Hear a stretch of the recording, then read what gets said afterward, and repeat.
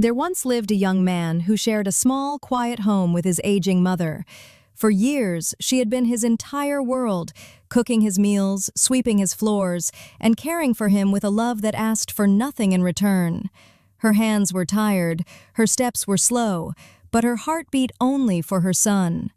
Life changed the day he got married. His new bride came to live with them, filling the house with a different energy, youthful, bright, and hopeful. At first, the young man believed this new chapter would bring harmony. He imagined his wife and mother cooking together, laughing together, becoming one family. But peace never arrived. One evening, after a long day of work in the fields, the man returned home exhausted. Dirt clung to his clothes, sweat stung his eyes. "Wife," he called gently, "please bring me some water, I need to wash." There was no answer. He raised his voice slightly. "Wife, I'm starving. Is dinner ready?" Still nothing. Finally, his wife turned to him with trembling eyes. "It's your mother," she whispered. "She scolds me all day. She calls me useless, slow, lazy. She says you made a mistake choosing me." Tears trickled down her cheeks. She looked so small, so wounded, and his heart, soft and loyal, tilted toward her pain. "Please try," he murmured. "She's old. She doesn't know how to handle her emotions anymore. For me, at least try to live peacefully with her." But his words only pushed her further away. "Peacefully?" she snapped. "How can I be peaceful when she's always watching me, always criticizing me? She wants me gone." The man sat quietly, confused between two loves, the mother who raised him and the wife he cherished. "This is her home too," he said softly. "I can't ask her to leave." That sentence shattered something in her eyes. "Then I will leave," she declared, "unless you choose, her or me, but not both." That night, he lay awake on an empty stomach. His mind spun like a wheel in the dark. How can I choose? My mother held my hand when I didn't know how to walk. But my wife? She is young, I love her. Can I lose her? The morning sun rose, but peace did not. The next morning, as the light entered the house, his wife stood in front of him with arms crossed and eyes cold.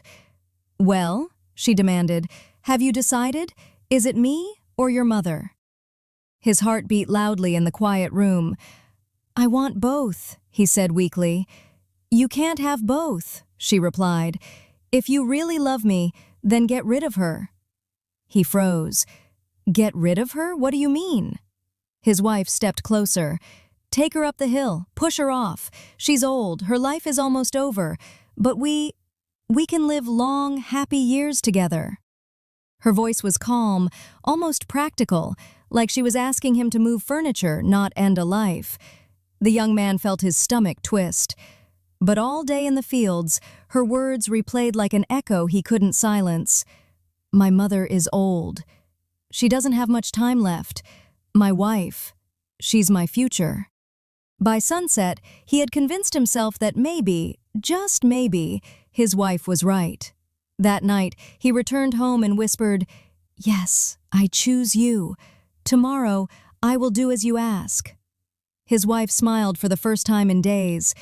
"Good," she said softly. "Now rest. Let me bring you water." She hurried to serve him, cooking his favorite dishes, speaking sweetly, like nothing had ever been wrong. And for the first time, he realized something.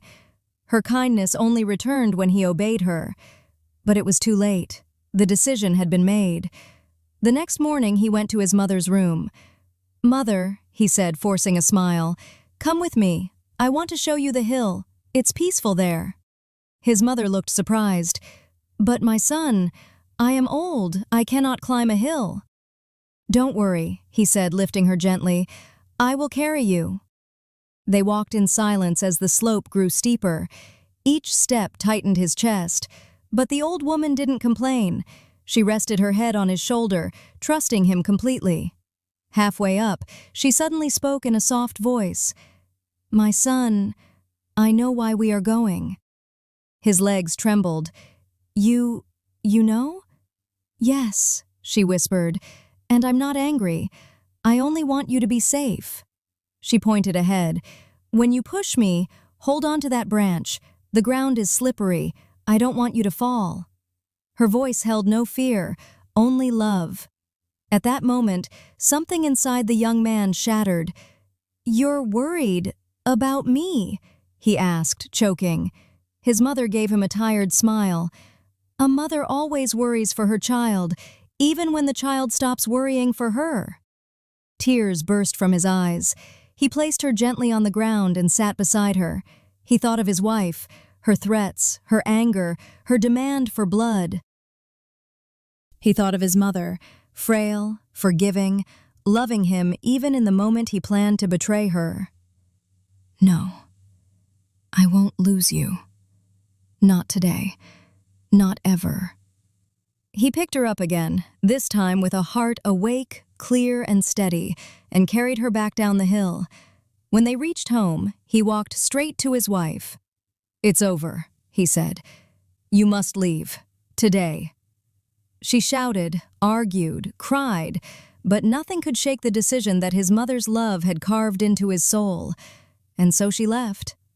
From that day onward, the young man lived with his mother in peace, caring for her as she had cared for him. And for the rest of her life, he never forgot the hill, or the branch she pointed at to protect him, or the love that chose forgiveness even in betrayal. A mother's love is the first home we ever have. Never abandon the one who never abandoned you.